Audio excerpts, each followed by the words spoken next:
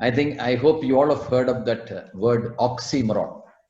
Oxymoron is nothing but it is another form of paradox. Actually, it is basically contradicting terms that appear in conjunction. Like you can call it as pretty or definitely maybe. And on a lighter note, you can say happily married also, because you cannot be happy if you're married. That is what people say. It's a joke only, but still, that is also called an oxymoron. Well, in the present world, business ethics is an oxymoron. In today's world, valuables are more important than values.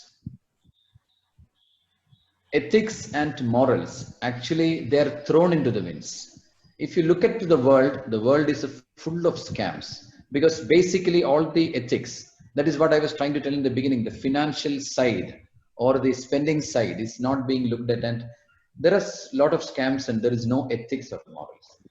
See, I'm not against profits. I have also been into private entrepreneurship. I've come into PSUs for the last 4 or 5 years. I had been a director in the PSU much before. I'm not against profits. I'm not against capitalism. I'm not against people become rich also. But I think what we should tell people is that we should have conscious capitalism.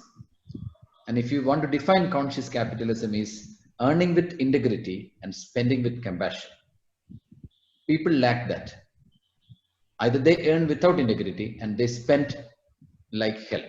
So earning with integrity and spending with compassion, and that has to be incorporated, because by incorporating this principle into your life, I think we can add values to the valuables we have, rather than thinking, because actually it is told, I think you all should be knowing that it is told that you should teach your children not to be rich but to be happy.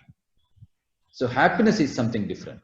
And when people go or think about becoming rich, they don't think about values. So when you have that conscious capitalism, like earning with integrity and spending with compassion, if you have that principle with you, I personally feel you can enjoy your work, you can enjoy your life, because otherwise it is going to be just a drag.